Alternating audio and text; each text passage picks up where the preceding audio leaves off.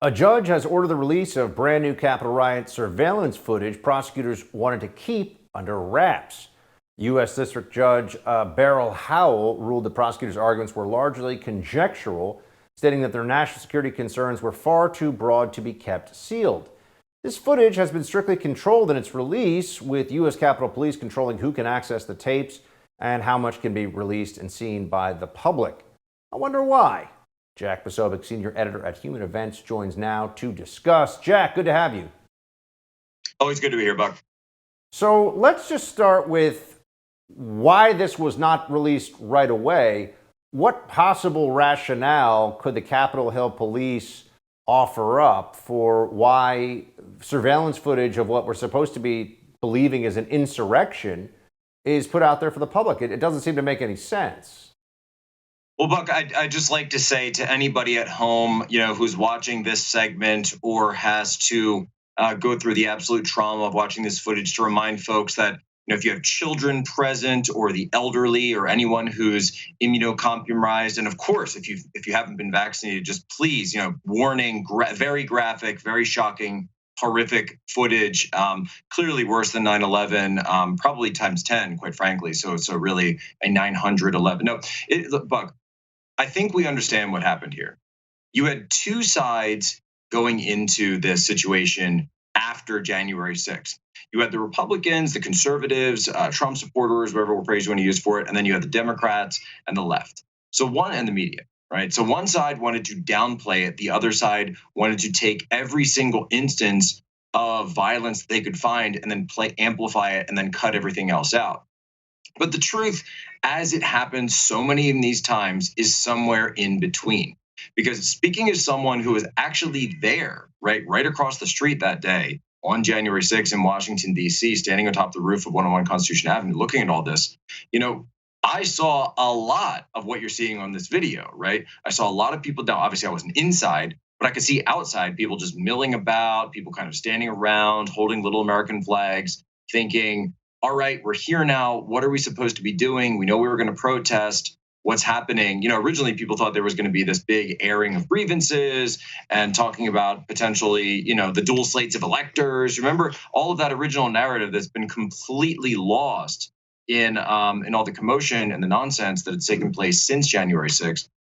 That really you had prosecutors now and the Department of Justice looking at this from a perspective of saying they didn't want to show this footage because it hurt their narrative of this being some large insurrection, a causal battle which may have destroyed the entire United States government, which clearly it wasn't. Yes, Jack, it's very tough as I understand it. I mean, you come from an intel background in the government. I come from an intel background in the government. Not a lot of coup via selfie in our recent or distant past. So given what we saw on this video that was released, it certainly seems more challenging to make the case that this was a serious attempt, as we've been told so many times, to overthrow the United States government. What, though, is the reality then of getting more of the footage released? I mean, is there a chance that we'll see pretty much whatever's on the cameras that day across the board? Because I think there's a lot of stuff that people would be curious to get a real sense of. There certainly was, in the early days, the possibility of some members of Capitol Police, it seemed, moving aside and people moving into the building, and some very strange things were happening.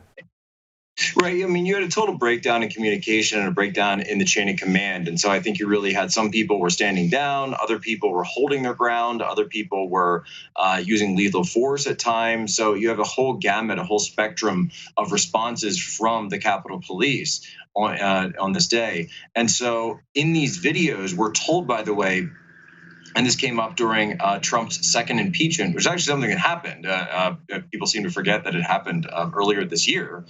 There was an impeachment of a second impeachment of Donald J. Trump, that they were told that there's 14,000 hours of footage. Now, obviously, this didn't take 14,000 hours to occur, but that means that there's multiple CCTV cameras that are going throughout the Capitol that day. And of course, the Capitol is a highly surveilled area. So we should assume and assess really that there should be a lot of video of this day from an investigative standpoint, from a journalistic standpoint, from a public opinion, public attention, public interest standpoint. Obviously, that footage should be released. Now, of course, we're not talking about footage that may show security implements or anything like that.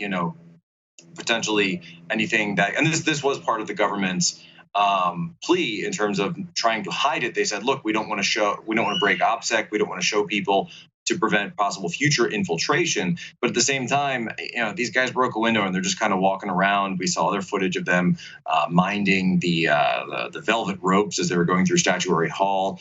And so what really is the situation you're looking at now, the guy who was Eric Torres, a guy from Tennessee in the case, he had pled guilty, had actually taken a deal, and it wasn't for insurrection, which, by the way, is an actual charge that the DOJ could place. No, this was for illegally parading in a government facility, right? So it's a misdemeanor, and he took the deal for that.